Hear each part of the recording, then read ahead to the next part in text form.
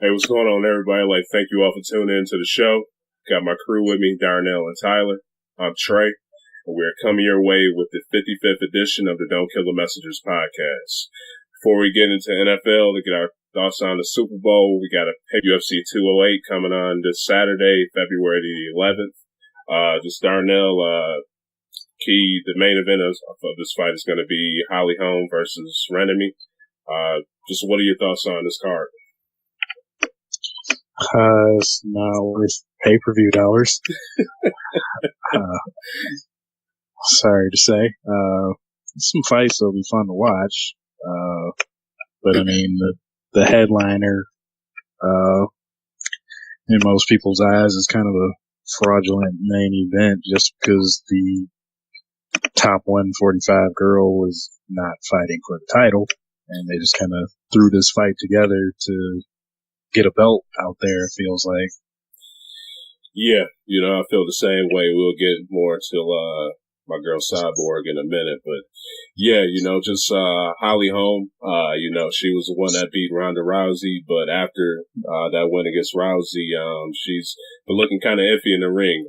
She lost her last two fights, and she's fighting Renemy, a girl that a lot of people don't know about, have not really seen in the ring yet, don't know about her. And yeah, that's the main event for the pay-per-view. So it's kind of like, how, I don't know how they expect this one to bring in a lot of money, but, I was kind of thinking this one should have been one on Fox or something, to say the least. But yeah, pay-per-view, this was just like, wow. I don't know how many buys they're expecting out of this one, but I'm not predicting a high pay for this fight.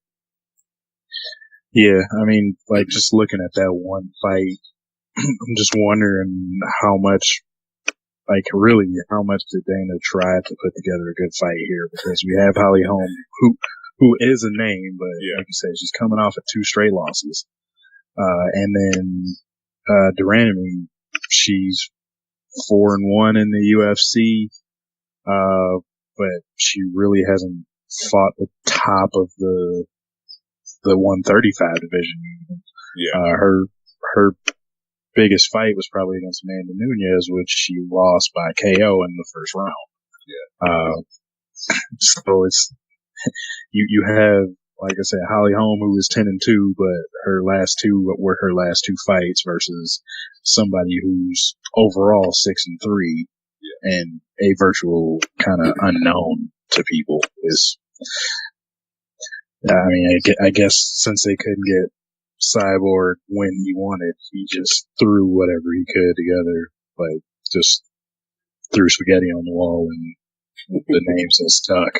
That's who got the fight. Yeah. No, just in case of the people, they're at B-dubs or something and they somehow catch this fight on. So like I said, I doubt they're going to actually pay to see this. Just what are some other names on the card that you think would be good for them to see? Because we're about to get into Silva and Brunson in a minute, but just what are some other fights you think would be good for them? Just check out if they, by having a chance to catch it, at B-dubs or something like that. Well, Tim Boetsch and Ronaldo Jacare Souza will be a good fight. Tim Boetsch you never know if he catches you, he can put you out, and Souza is a very gifted all-around fighter. So that one will be an entertaining fight. And then on the lighter weight side, at 155, we have Jim Miller and Dustin Poirier, 2 well-rounded fighters that both have the ability to finish you in different ways. So if I had to pick 2 fights out of that, besides the top 2 on the card, I think those will be my ones that I would circle to watch. All right. Let's just get right into it, man. Got, in my opinion, the greatest of all time versus Anderson Silva versus Derek Brunson. How do you see this fight going? I guess it's questionable to see. Silva just hasn't had that slick, just out of nowhere knockout like he used to have. Yeah. Once the mystique was worn off of him, by taking those 2 losses to Chris Weidman. Yeah. And coming back from the injury, he just hasn't had any really impressive fights. He's had moments.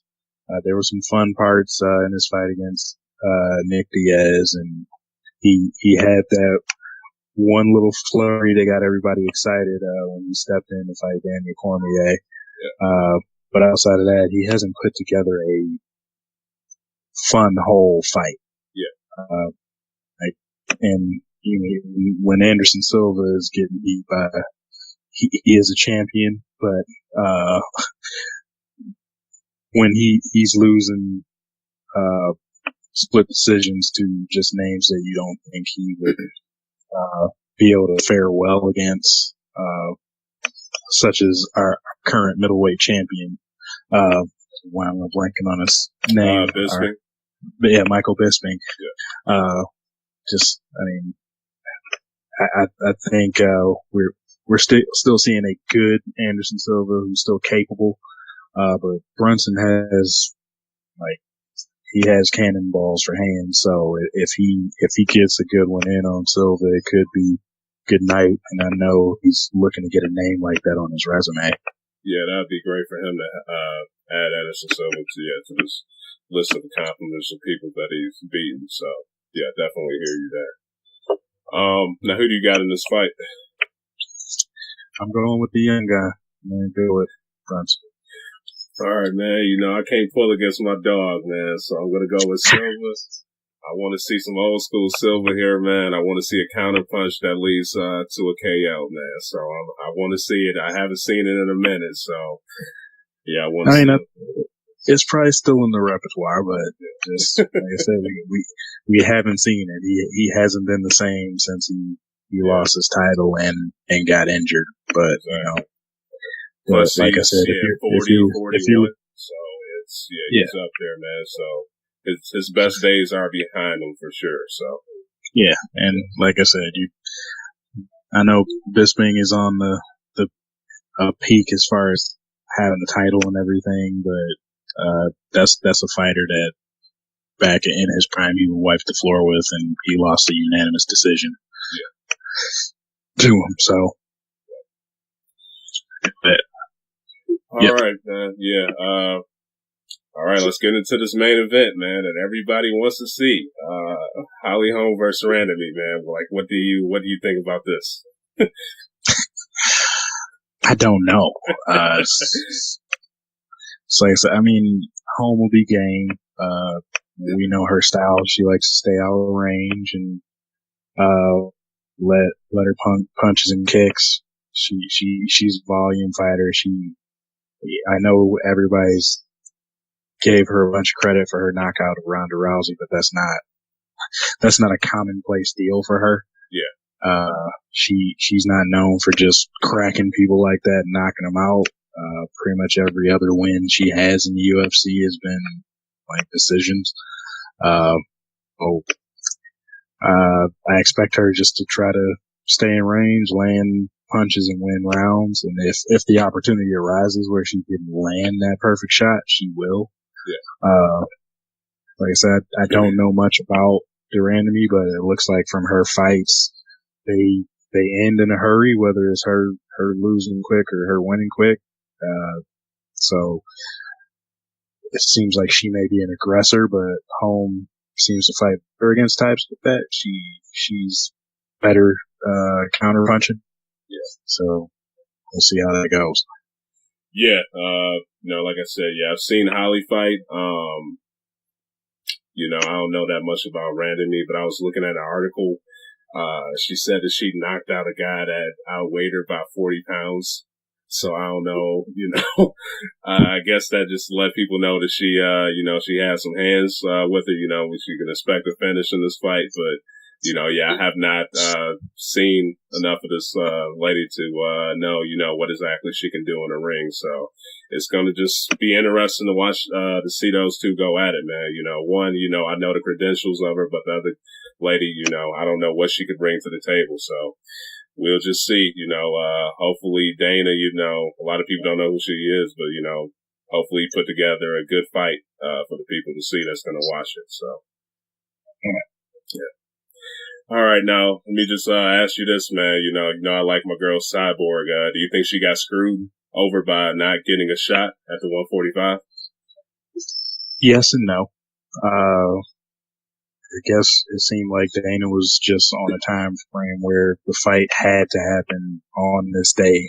I don't know why, but this was his thought process, and from what I hear, she basically. My man, what's his name?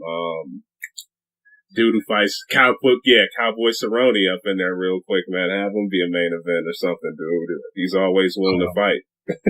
Well, he just lost a fight where he got TKO'd, so he probably is on the sideline for a little bit.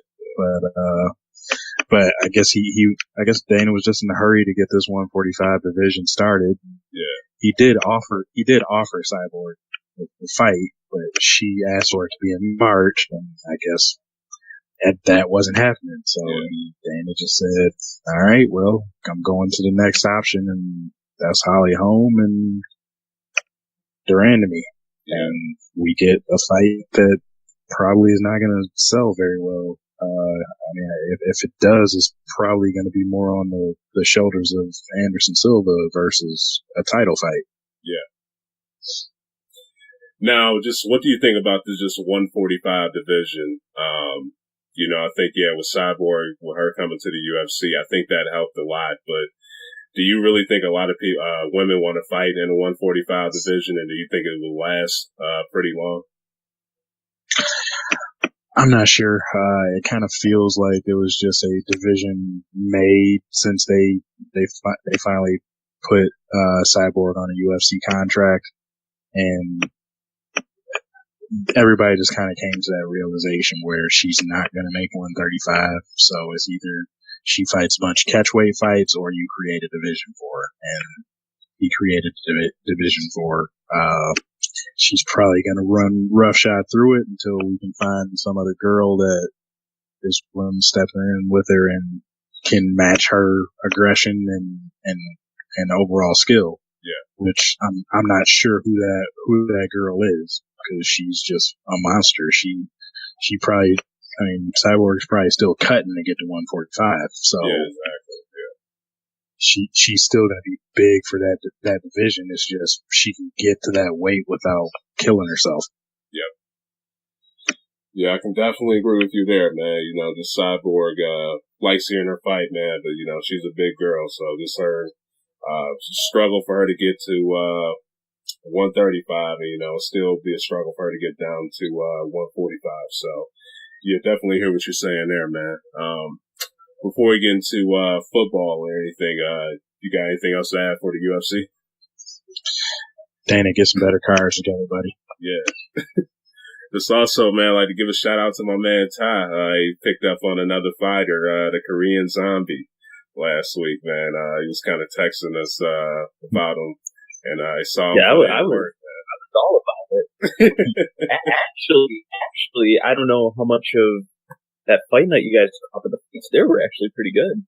Yeah, and they were. And that's a good thing. If you know a card is only worthy for being on free TV, you usually do get some good fights out of these people because they're hungry, more eyes will be on them. So yeah, and kind of going with that mentality, the idea that those fight night cards, a lot of those guys are still trying to make it. They're still trying to move up.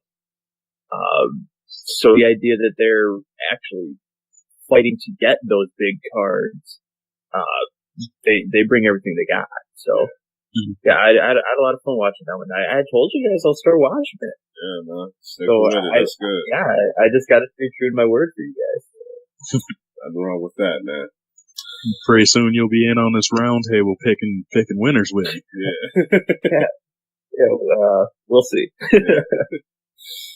We'll see. Yeah. All right, guys, let's get into the NFL. Get into my dog, Mike Vick, first. He announced his retirement, this Is there week. pun intended on that? Sorry. Go ahead. Good. That's a good one, man. But yeah, get into my man, Mike Vick. He announced his retirement. just one of my favorite guys to watch of all time when it came to football, man. What that guy was able to do, especially before the whole dogfighting incident and everything, guy was just absolutely amazing with the abilities and talent. I still think there was some stuff he could have definitely put together to help his team win, but he was entertaining, man. Just what do you guys think about Vick and his retirement? This one, it doesn't catch anybody by surprise. I'm kind of surprised he didn't retire sooner. Yeah. He didn't. I don't believe he even made a roster this year, did he? No. Or if anything, it was a one-game deal. But very. In my opinion, he was way ahead of his time. The ability to have the running quarterback. If he played college football about 4 years ago, he would have been right on time. Everything he's able to do on the field is what a lot of college teams have only been picking up on for the last 10 years. Yeah. So, he was ahead of his time. He was, crazy exciting to watch. Now, granted, I probably caught the tail end of his prime. You and I, Trey, probably more remember him on the latter half more so than the front half. Yeah. But, just you see the tapes and you just see a guy who had some of the best vision out there, the best feet. I don't think that's really arguable for a quarterback. He definitely had the best feet. But just never really did a whole lot for team accolades. So he'll just be known as the guy that was fun to watch, a highlight reel, but didn't win a Super Bowl. Just never really did much that makes you say, wow, this guy was great. Which is a little unfortunate because of his skill set, but, I'm a little surprised he didn't retire a couple years ago, to be quite honest.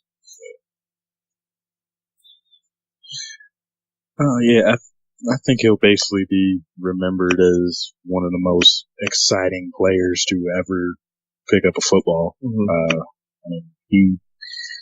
He was at his peak. He was seriously a game changer.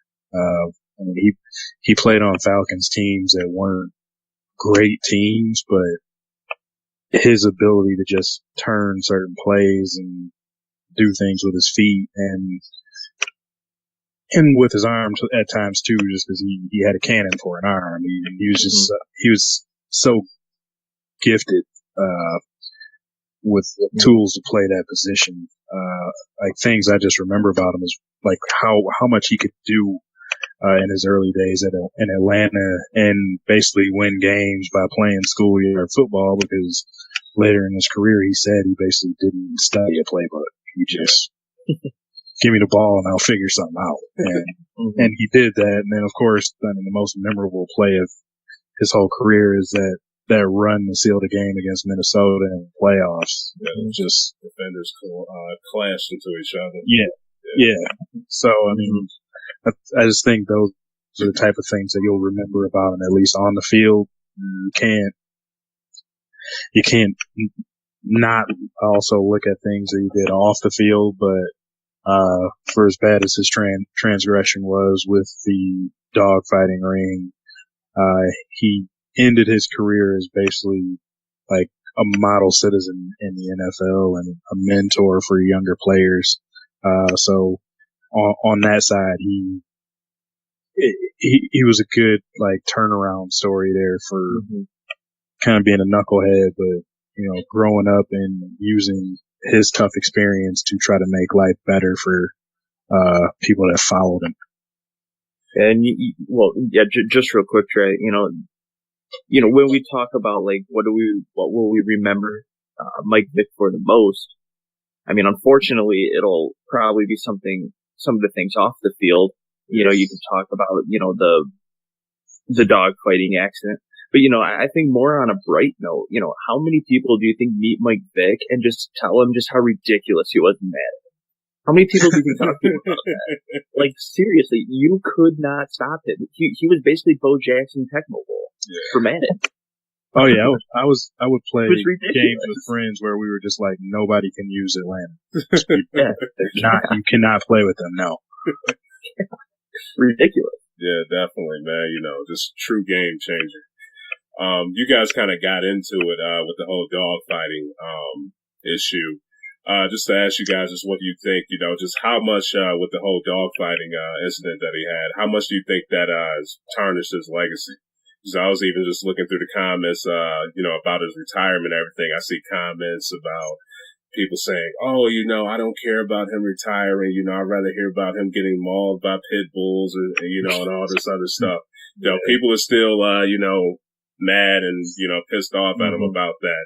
So just how much, do you think that just ruined, and just tarnished his legacy? A lot. I mean, it's just, it's weird to say it, but just we as a people, we like our pets more than we like other people. Honestly. We've had, look how much people like Mike Tyson again nowadays, and he was convicted of rape and some of the stuff he said in a boxing ring, but he's like a lovable character now, and we have he never actually went to jail for it, but I mean stuff from Ben Roethlisberger's past, as far as his issues with women, but people still love him, and he's seen as a model quarterback, and Antonio Brown should be listening to everything Ben Roethlisberger says when he got in trouble for Facebook streaming. But and I'm saying this also as a dog owner and lover. I love my dog, but he did his time. He paid his penalty to society, and he's done probably more for animal rights since then than most of the people that hate him. Yeah, exactly. Yeah, and I'll kind of hit on the latter half of what you were saying. Do I think what Michael Vick did was inexcusable? No. I mean, in reality, you should know better. But like you said, he turned himself around. He, did what he was supposed to do. Did the time for the crime, and for people who want to remember football, I don't think that's going to tarnish his legacy too much. Yeah. But for the people that want to worry about social issues, then that'll be the death of him. It's how it is. It just depends what you want to focus on. If you want to focus on Mike Vick as a football player, you're not going to think too much about what he was doing off the field. But if you want to remember him for, social issues, then you're probably looking at the wrong guy for remembrance. Well, but with those people that do want to just call him out for the social issues, I brought up a couple of examples, but you can't just pick and choose which people you want to hate them based on I agree. What they did off the field. If you are mad at one person for stuff they do off the field, but you discount at somebody else's because of how great they were, or because they are a champion or won a Super Bowl or something like that, then I think you need to look at your priorities.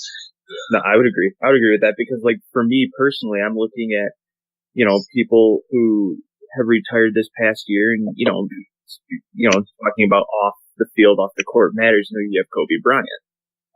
He had that whole scandal, and, and I'm going to sit here and say, I want to remember Kobe Bryant as a basketball player. So I'm going to look at him for what he did on the court.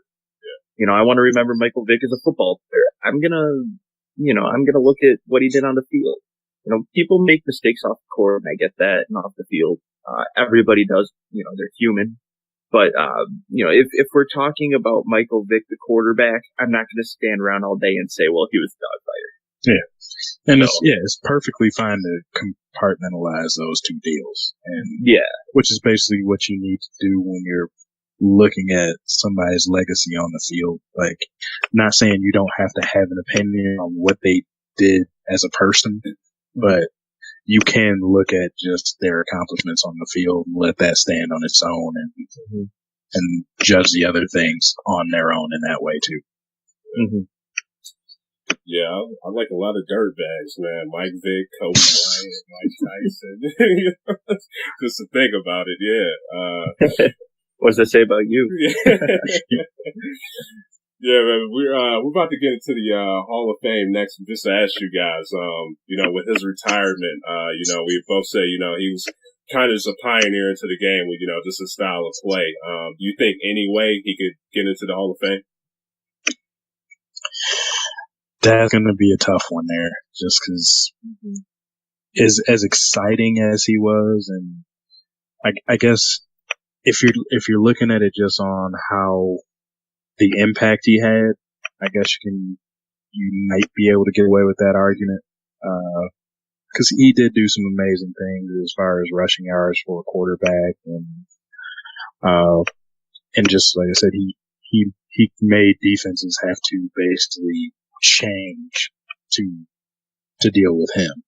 He had a big impact, but I mean, furthest he got is what's the AFC championship game or NFC championship game.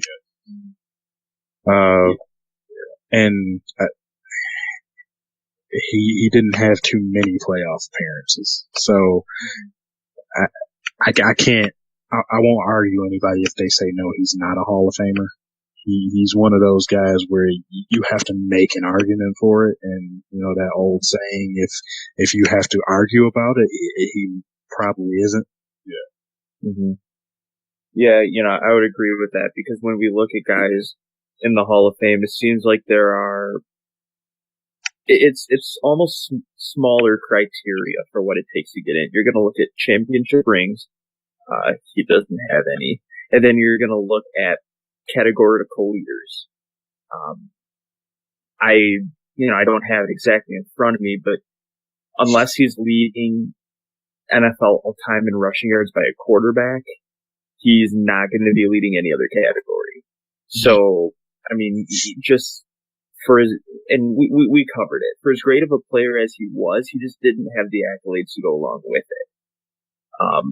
Not that that's his own fault. I mean, you can look at other rushing quarterbacks that have made it, further because they had their teams around them. He's number 3, by the way.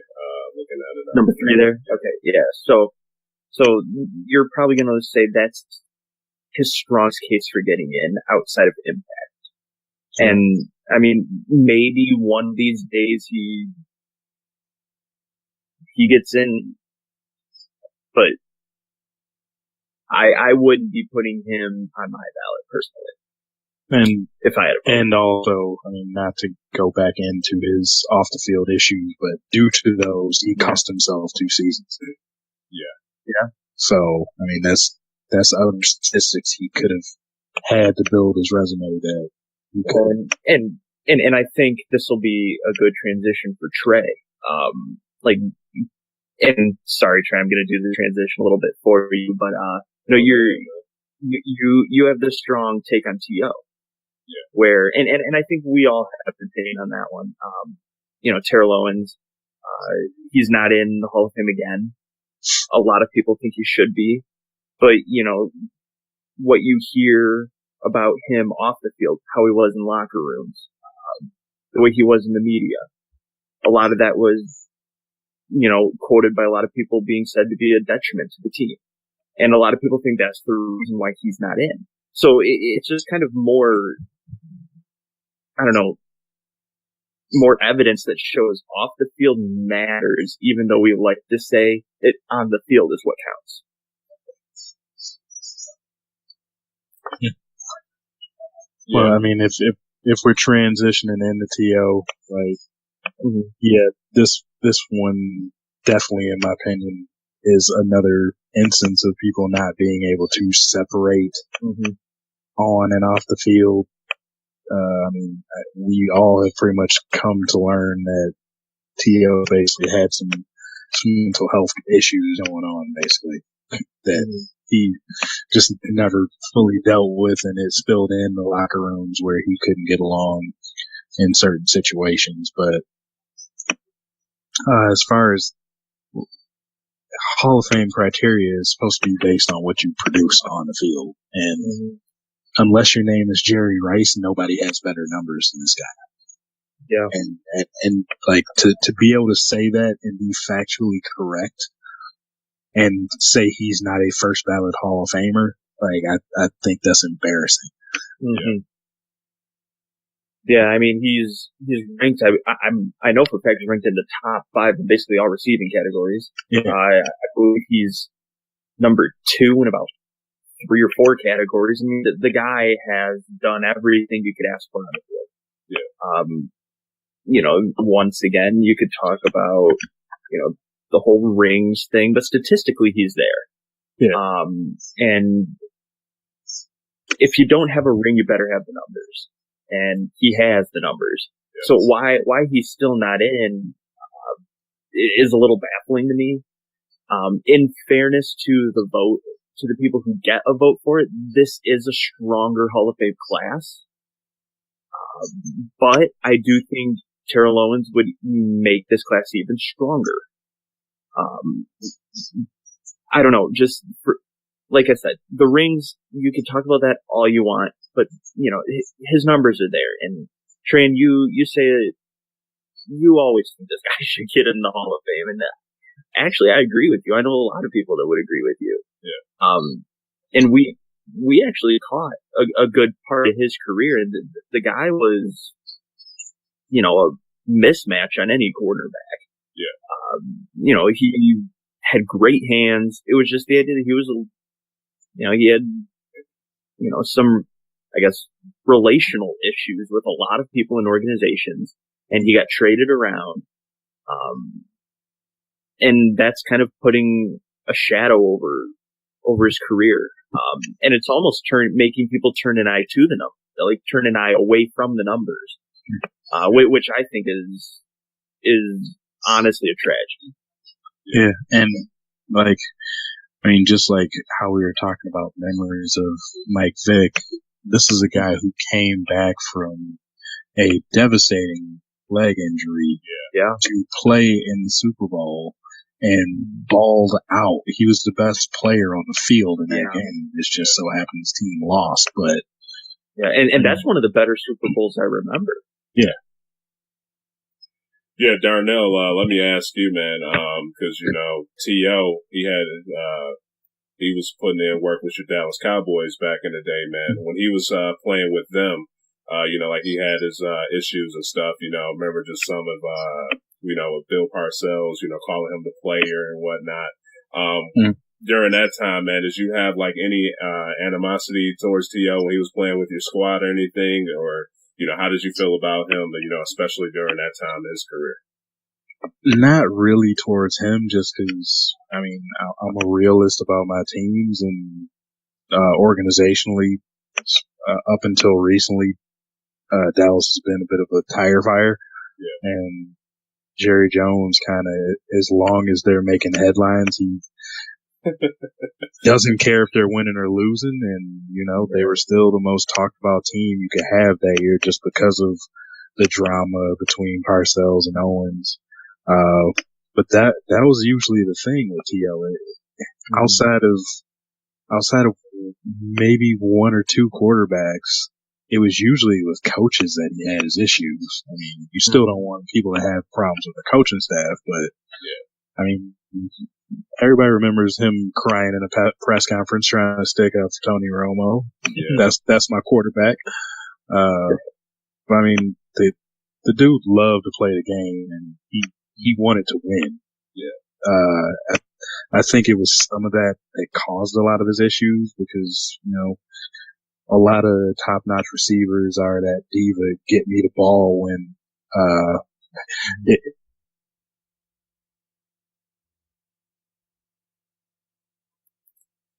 like if you played 100 snaps, you wanted the ball thrown to him 100 times. Yeah. And, I mean, he had that confidence that whoever you put on him, he was going to win that matchup. And 99 times out of 100, he was probably right. Yeah. I don't recall any corners shutting him down. Yeah, so just interesting, man. You know, just looking at this class, you know, Terrell Davis, Kenny Easley, Jerry Jones, Jason Taylor, LT, Kurt Warner. This would have been an awesome. It's a good class right now, but to have T.O. top it off, man, that would have been a great, just a great ad, man. But pretty sure, he just got to hang in there. A lot of people don't like him. Just with a lot of stuff that you kind of talk about, with coaches and everything. Really think his kind of problem, was just being cocky and real competitive. Which a lot of athletes are like that. It's not like this guy was out there having Michael Vick situations, fighting dogs or, pulling an Aaron Hernandez, killing people, anything like that. He could have been a lot worse than, what it is. So just, typical athlete, I just think, just kind of let the game, he loved football, kind of just let it get to his head at times. But, other than that, just a phenomenal athlete, definitely one of the greatest guys to play on the field. So, do you guys have anything else to add about this Hall of Fame class or anything? Yeah. I'll just throw in there real quick. Two guys that I'm happy to see get in this class are Kurt Warner and LT. Kurt Warner mainly because I remember him. I even remember him back in his St. Louis Rams days. It's weird to say St. Louis Rams again, but greatest show on turf. He led them to the Super Bowl. I remember the Super Bowl game against the Tennessee Titans. The Titans came up that yard short. Or whatever it was right at the end. That's actually one of the first Super Bowls I remember. Actually being intrigued with, and then him kind of having that late resurgence in his career with Arizona and taking them to a Super Bowl. And, I remember pulling for him in that game just because it's like, man, we don't know how much longer Kurt Warner has. Plus him just being a great guy off the field. A lot of people speak very highly of him as a teammate, as a quarterback. So, you're really happy to see him get in. I guess you could say kind of for the character that we're talking about, keeping a couple other guys out. Maybe his character helped get him in. You could argue that, but, and then LaDainian Tomlinson, just a freak. Duke could run the ball with the best of them. Had those insane years with the Chargers. Kind of tailed out there at the end with the Jets, but just those years with the Chargers were almost unforgettable. The guy was insane coming out of TCU with a small school at the time. Nobody was really hearing of them back in the late 90s and early 2000s. They weren't the headliner they are now. But LT just awesome to watch, a highlight reel. One of the first fantasy freaks, fantasy football lovers. Always one of the guys you would want to get in the first few picks. So really just a great player to watch. Really kind of kept that Chargers team relevant. People wanted to watch LT, and I think he's very deserving of it. Yeah, everybody that made it into the class is deserving. I don't think there's anybody that didn't deserve to get their gold jacket. Like I said, I just wish there's one more name in there. Yeah. There's always next year. Yeah. Or the year after. We'll just see, man. See how long it'll take him to get in there. All right, guys, let's get into the Super Bowl. Wow. Does the Atlanta Falcons need somebody to take off a belt and whoop their ass for blowing up that lead, man? I'll get right into it. So what do you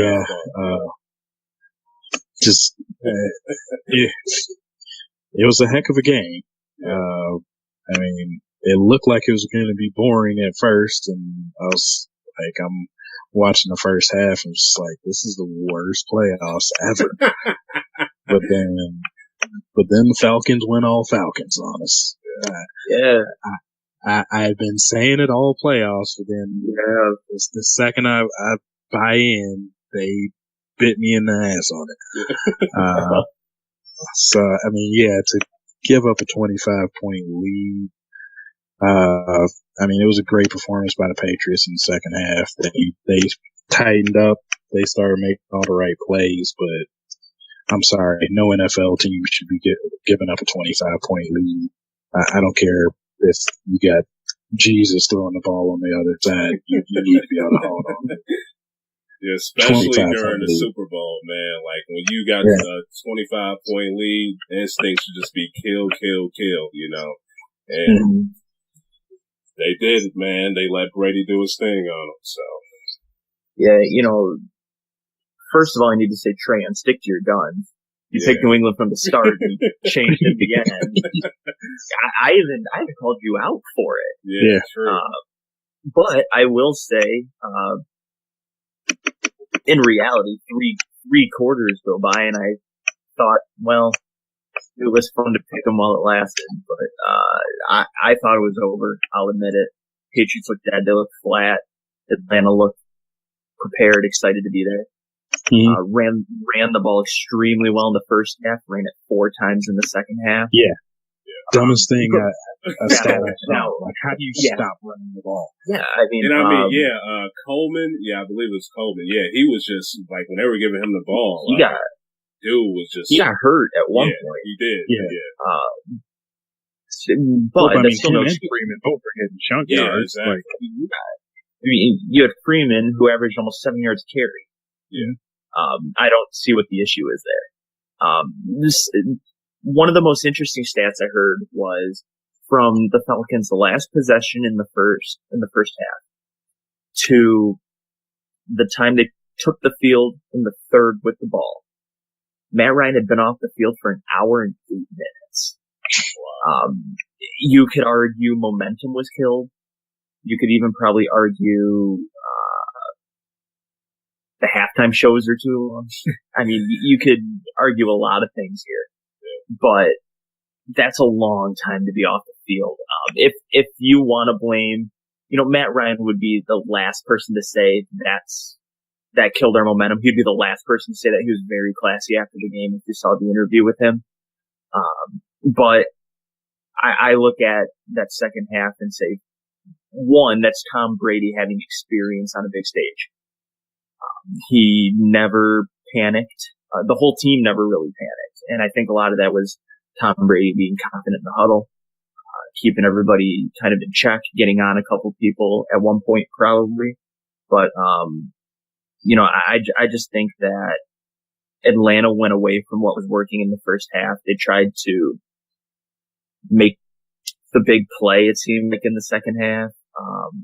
I have no problem with the team blowing a huge lead like that. If it was over the span of 3 quarters, like they come out real quick, score 21 in the first, and then the other team chunks back in. But the Patriots scored 19 in the fourth quarter. Yeah. They were practically flawless from when they scored the touchdown in the third to the end of the game. They were flawless. The defense, I don't know whether you want to say they stepped up or took advantage of Atlanta's conservative play calling, but I don't know. It was shocking. But I will even say, Darnell, that this, even though it was an exciting finish, it wasn't an exciting game for the fourth quarter. So we really kind of had 3 quarters of very boring football. Because I mean, at the end of 3, it's 34 to 9? Yeah. I mean, and at that point, you're still thinking it's over. It was very weird to watch New England chunk back into the game, watch Atlanta go 3 and out. But did you guys feel a little sense of the NCAA championship game of Marcus Page hitting the big shot and then Villanova hitting the buzzer beater on him with the whole Julio tiptoe side and catch, and then Julian Edelman with the dagger, the dagger catch to really kind of solidify overtime. I mean, for starters, that Julio Jones catch was unbelievable. I don't think anybody would say best play of the game. Yeah, I mean that catch. I thought that catch was going to seal it for him because that put him into field goal range. Should have, but you're right. You're right. Over Edelman's catch was more luck, and I think anybody would agree with you there. That Julio Jones catch, he had full control.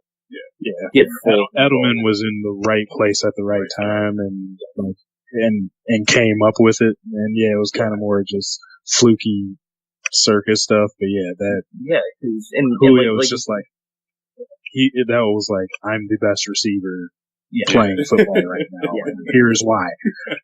Yeah, because I think that catch put him on like the 25 or the 30 or something like that. Then they proceed to go incomplete pass,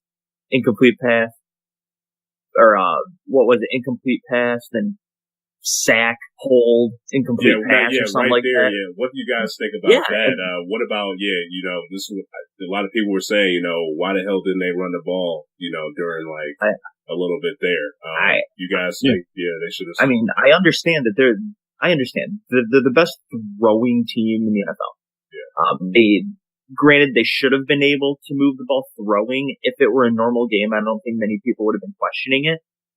It's just the fact that it was the Super Bowl and they had a chance to basically put the game away, and they didn't. Yeah. I mean, their kicker, Matt Bryant, from, I believe I saw from 35 to 45 yards, he missed one field goal all year. So you're looking like you're in prime position at that point. And then they take the sack holding, and that was it. Yeah, and I just feel like if you're in that kind of position where you can just run the ball to kill some clock, stay in the middle of the field, you have like Tyler just said, you have a stellar kicker. Just do that, get yourself that extra 3 points, and that pretty much would have put the game out of reach for the Patriots. That would have made it an 11-point game. Yeah. And, kind of on top of that, okay, so if you run the ball against the New England D, which picked it up in the second half, I'm not going to say they would have gained a first down or anything, but even if you lose 4 yards on 3 runs, you're in better shape than you are taking an 8-yard sack with a holding penalty. Yeah. Because right there, you're looking at, 13 yards of penalty? Mm-hmm. Or, 13 yards with the penalty and the sack. Yeah. So, I mean, I don't know. I would like to know if it was Kyle Shanahan calling those shots or someone was saying score touchdown. And really put it away. Like, I want to know what the coaches were talking about. Guess those big moments make you think ridiculously at times. Yeah. They were playing like they were behind right there for some reason. Like, I know you felt the pressure of New England coming back. It's like, you have those running backs. I mean, even if Coleman was not able to go at that point, Freeman he only had 11 carries the whole game. Mm-hmm. And 11 for 75, you take a shot. Just see if you can get a hole where maybe he breaks something for some extra yard. Go back to a couple of them. I mean, first and second down, go to a couple of those stretch plays that they did in the first quarter that were gashing. Oh yeah, 20 yards. Yeah, 20-yard gains almost every time. Yeah.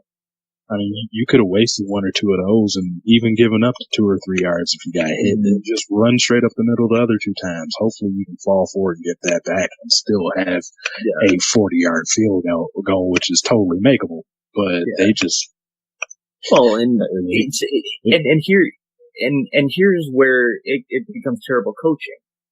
You're going to look at what's an important stat here. Time of possession. Atlanta only had the ball for 23 and a half minutes in this game. Yeah. New England ran 47 more offensive plays. Wow. Yeah. That's unbelievable. Like that is New England moving the ball, working the clock, and chipping their way back into the game. That's Atlanta getting the ball in the second half and throwing it for 3 downs. Yeah. Incomplete pass stops the clock. They just weren't picking up the big yards. And it also showed in the first half how easy they were scoring. Which makes it real surprising that in the second half they were only able to score 7 points. To me, the whole thing just got super fishy, and I don't know. I mean, you have to credit New England coming back. Hey, was it rigged? A lot of people saying rigged, man. I got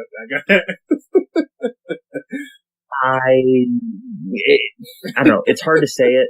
It's honestly hard to say something like that's rigged, but I don't know. I think experience plays a big factor, and if you've been there before, you don't panic.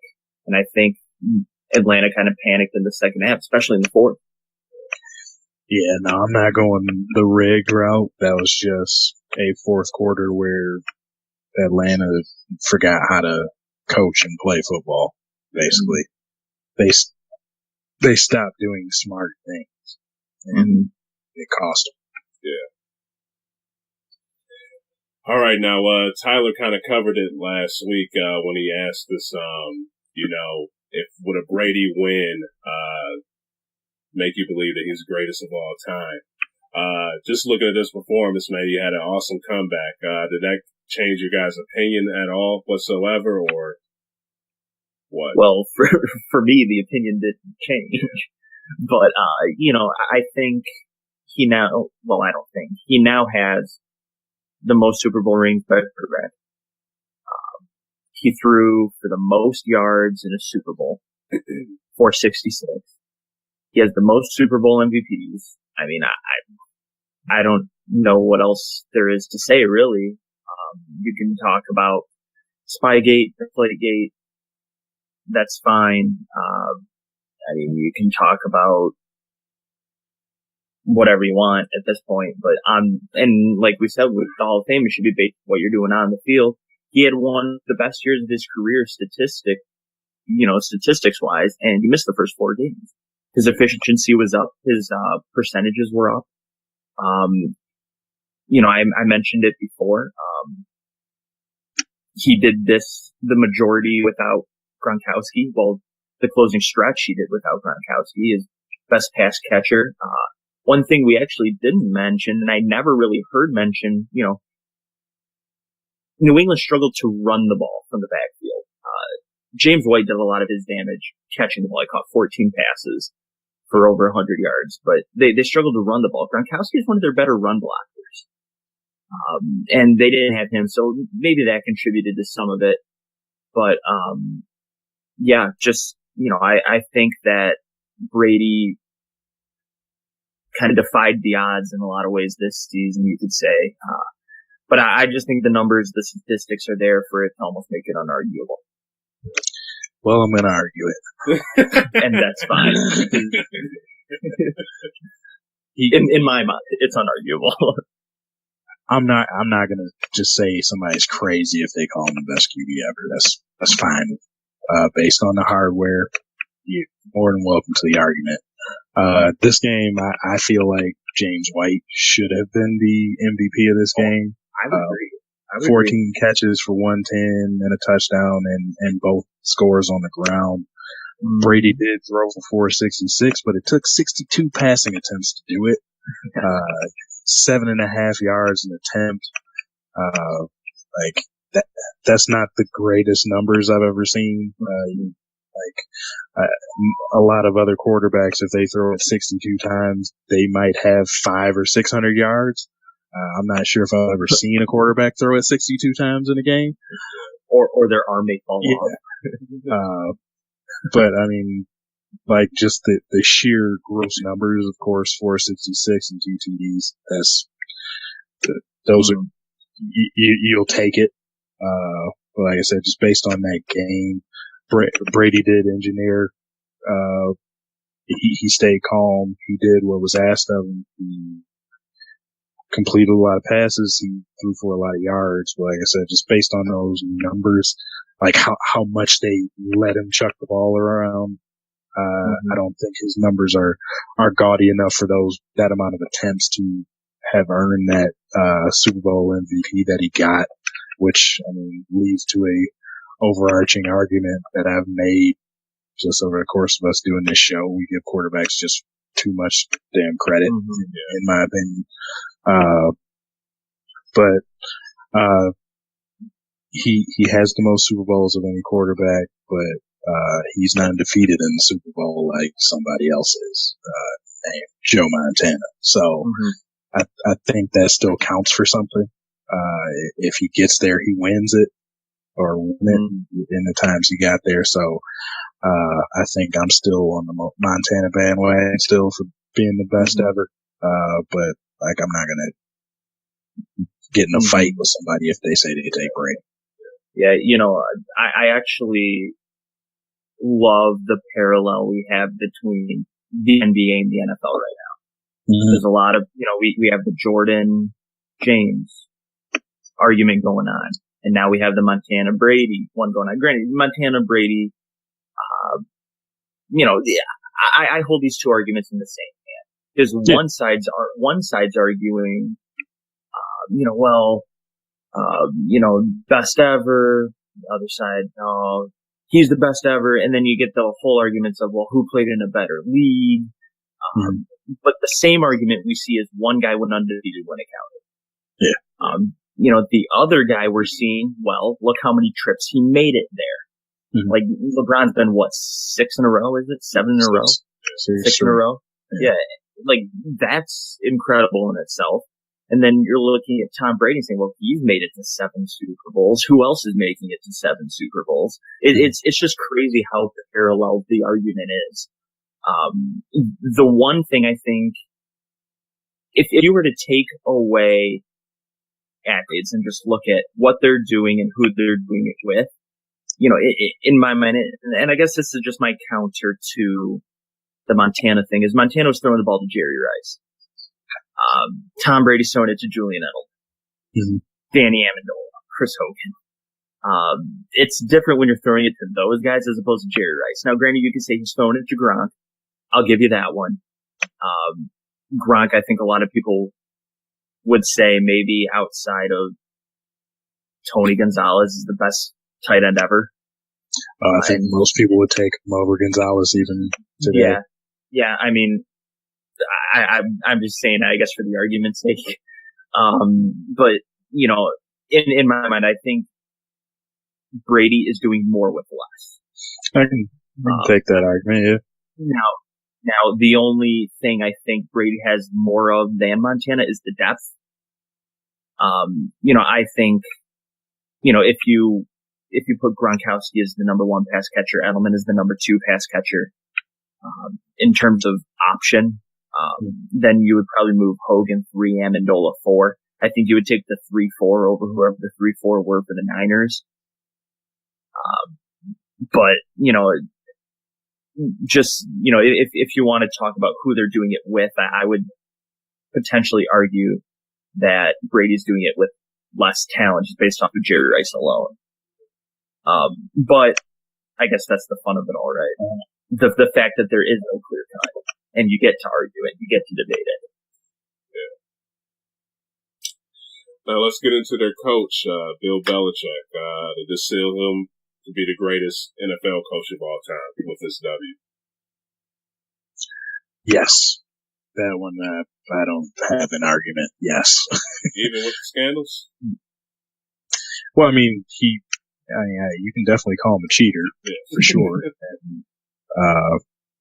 And like, worst personality of a coach ever. He does what he needs to do to win. But I mean, unless he still has some way that he's cheating to get these game plans together where they seem to morph to whatever team they need to be to win the game in front of them, is pretty amazing to see. Like I said, for this game, it was just, all right, we need to just put it on Brady, and we chuck the ball as many times as we need to, which means 60 plus times. And what do you know? It worked out, even though they had to come back from 25 down. Yeah. He just seems to be an amazing mind for the game. How he always has the team set up to take away opponent's first or second option to make them more one-dimensional, and the team turns into what it needs to be to win that game. There's not too many teams that you can see do that. They have to come with their formula and figure out a way to make it work. Yeah, I'd agree with that. He's all about the process. He's all business. You can joke around and I guess say he'll do whatever it takes. in reference to like Spygate and things like that. But, you know, when you just look at his coaching career, especially his time with the Patriots, his first season as the New England head coach went 5-11. After that, his worst record was 9-7. That's pretty incredible. You know, 5 Super Bowls, numerous AFC championship games. Just you just can't argue his ability to just find the way to win. He's great at making adjustments mid-game. He's really good at coming up with game plans for each team, each player. I mean, if you want to look at this past Super Bowl game, they held Julio Jones to 4 catches, I believe. You know, so yeah, 4 catches. They just know how to eliminate what the other team likes to do. And, you know, I think that just speaks a lot for him as a coach. And then, you know, just the mentality he has, you know, he's a very dry guy. The media is not going to get a ton out of him. But, you know, the other day, you know, he was asked, what's going to be, you know, next moving forward for the New England Patriots. And he said, well, we got to catch up because everybody else has already had a weak head start on us. So it's just the kind of guy he is. Loves to coach, loves football, loves to win. And yeah, I think that calling him the best coach ever here at Dallas. Did anybody else find it weird that he was chanting no days off to a bunch of people that took a day off to come watch them celebrate a Super Bowl? Yeah, he's just a weird guy. Honestly, though, head coaches in general are just a weird breed. Yeah. They're all different, man. But yeah, that was not his most defining moment. All right, guys, to get ready to close it, we got to talk about those chokers, the Atlanta Falcons. Made a quick pickup, we're getting Steve Sarkisian as their offensive coordinator. Stevie had a very, very, very short stay at the University of Alabama. Just how do you think he will impact his movement to go into Atlanta will impact both the Falcons and the University of Alabama? I guess it'll negatively affect both. I'm not sure he has shown enough to get an NFL OC job, especially since you could say he struggled a little bit during the national championship game. I think he was calling plays how Nick wanted him to call them, as far as he was running the ball when called for it. But, you know, he didn't put together some amazing offensive game plan to warrant just getting a raise that fast. Do you think part of it, you know, that was just a huge loss for Atlanta in the Super Bowl? You think they're kind of was just shook and, you know, just hurry up and just made a quick decision, or, you know, what do you think? It seems that way. I mean, I know that they're losing their offensive coordinator, and Kyle Shanahan going to, coach the 49ers, isn't that right? That he's going to, so I know that was a decision they have to make, but I don't think it needs to be called for 2-3 days after the Super Bowl, especially after you had a pretty demoralizing loss. I think this should have been one where you take a couple weeks and settle down and look at what's out there. Mm-hmm. I mean, hopefully it works out for them, but yeah, it's just seemed like a weird choice. And then on Alabama's side, it sucks for them because, I mean, they thought they would have at least a modicum of continuity in going from, going to Sarkisian from Lane Kiffin, seeing as they've coached together and they know they have similar coaching, play calling styles, I guess I should say. But now Bama's back to the drawing board. Already seeing people calling for Nick to place a call to Chip Kelly, which sounds interesting to me. Yeah. I wonder how those two personalities will work together since they're both odd birds. But hey, I think that would be fun. Get seeing Jalen Hurts running an Oregon style offense in Alabama. That might be kind of fun to watch. And then that kind of an offense with a Nick Saban defense, that could be trouble for college. Yeah. Seeing Sark get that quick hire, it almost makes you wonder, were other teams trying to get him? Yeah. Did the Falcons know other teams were talking to him or getting ready to talk to him? And they're like, we'll basically set you up with one of the top offensive options in the NFL. I mean, you're looking at the Falcons team that led the NFL in a lot of offensive categories this year. And I think you could argue outside of, in my opinion, the Green Bay Packers, you're probably looking at the second best offense in the NFL. And the only reason I say the Packers is because I just think that they have more weapons. I'll take Jordy Nelson, Randall Cobb, and Devontae Adams over any other receiving core in the NFL, personally. But, do I think it's going to negatively affect anybody? No. What offensive coordinator wouldn't want a chance at Alabama? I mean, let's be real. They probably have people lined up at the door to take that job now. And Nick Saban's just calling them in one at a time to see who he wants. So he's going to get his pick here. And then in terms of the Falcons, Sarkisian, kind of had that fallout at USC. But the quarterback they have now, I forgot what his name is, but he was a Steve Sarkisian recruit, and the kid's tearing it up. Won him the Rose Bowl. So he knows talent to see it. I think he knows how to coach it. I think, he was hired early, but it's going to give him the optimal time to learn Matt Ryan, learn this offense, learn what they're comfortable doing, not comfortable doing, and really formulate a good game plan for them to head into, OTAs and mini camps with, and have the best chance to thrive next season.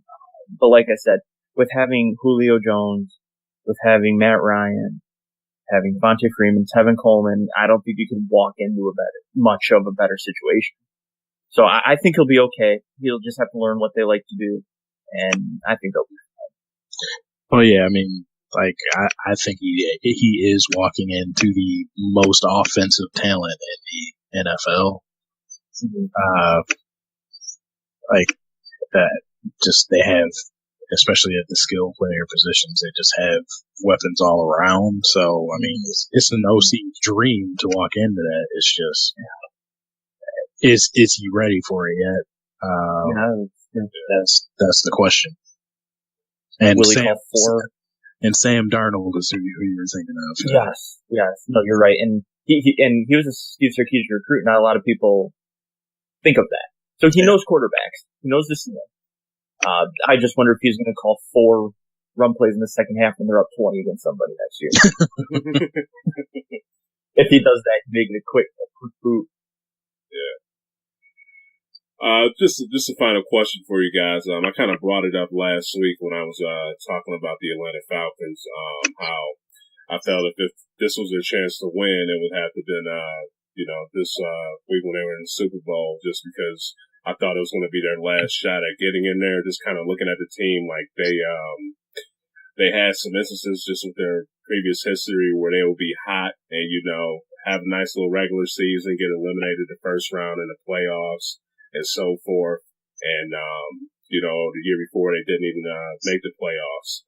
Just how do you guys feel? Do you guys kind of feel the same way? Do you think that was just their final shot at, getting a Super Bowl win? Or, how do you guys feel about the Atlanta Falcons' future? Right now, just based off what they have, as long as they can keep majority of it together, I do think they still have a bit of a window. Just because that defense is probably going to be better next year.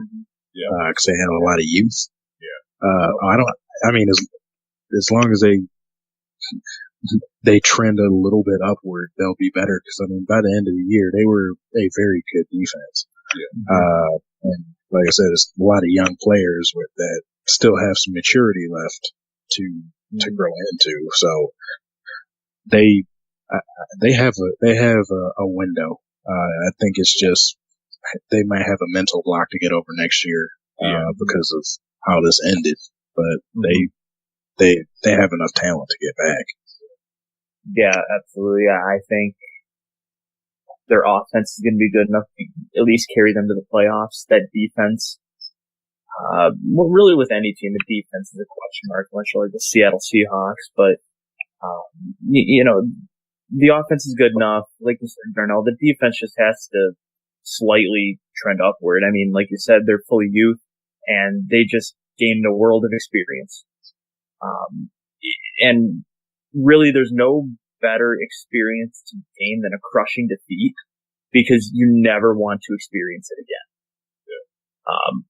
So I think, as much as I don't want to say that, losing's ever a good thing, if this team's going to be back here again, maybe it was a good thing they lost the first time, because then they come back the second time, fix it, and actually win the game. But like you said, or not, I think they have about a 3 or 4 year window here.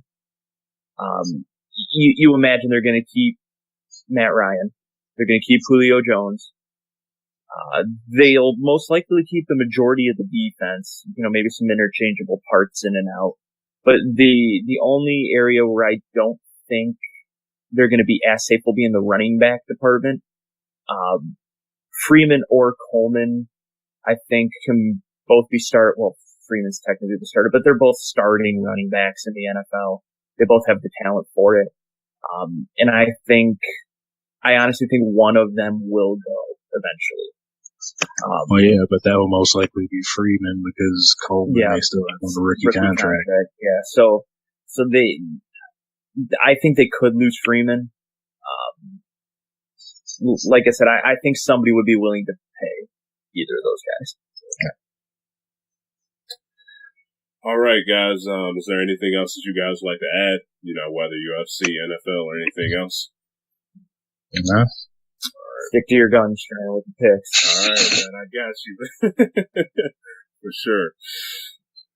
All right, guys. Listen, I appreciate you all for checking us out. As always, you can check us out on Twitter at DKM_cast. You can also check out this podcast on iTunes, Stitcher, YouTube, SoundCloud. Just hit us up. Don't Kill the Messengers podcast up in the search engine. We should be popping up. So again, y'all take it easy, and hopefully y'all ain't going too crazy over that Atlanta Falcons loss. But take it easy. Peace out.